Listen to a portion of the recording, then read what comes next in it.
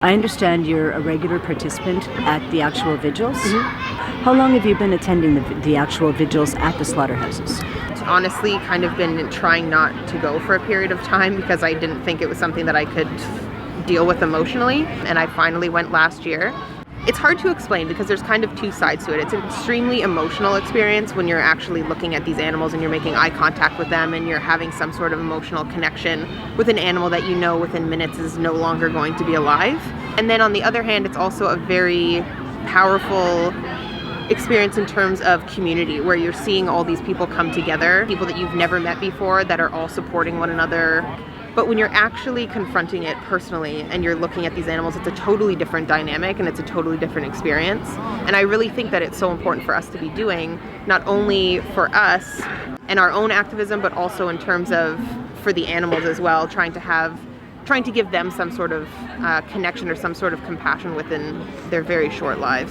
What would you say is the rate of the impact, the change, the degree of change in people who previously had no idea? Now they've experienced this. What's the end result? We have one sign that says Google factory farming, and one guy came by a couple weeks after and said, I Googled factory farming and that's horrific.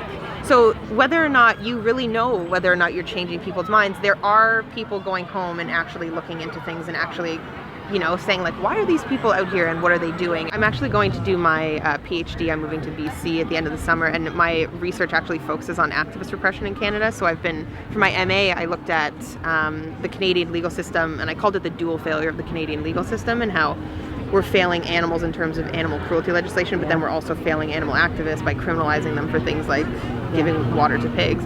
And so I'm furthering that for my PhD research, and I'm going to look across Canada at different activist groups and the repression that they're facing.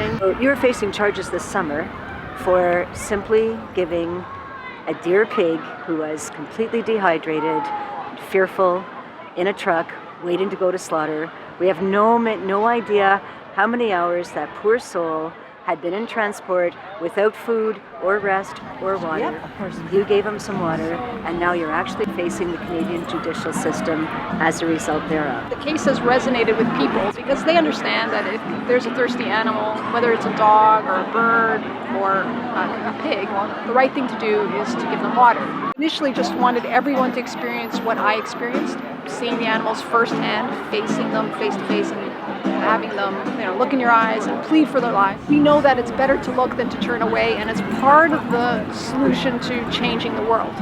And once we develop more of a critical mass, then the trucks will be stopped and all the animals will be rescued. I think it takes time, whatever form you do it. Whether it's bearing witness, whether it's doing rescue work, whether it's opening a sanctuary, whether it's like giving a lot of money to groups. But I believe that people should not only give money, but also should get engaged in some way.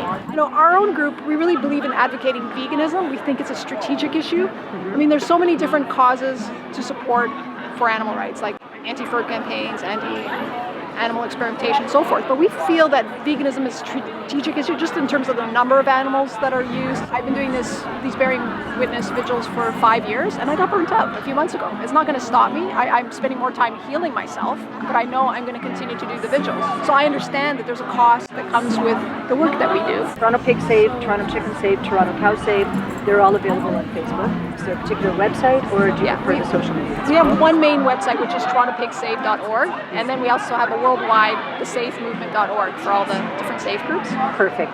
Congratulations on what you've done. I hope to God this summer comes out not only just, good for you, but good for animals in general. So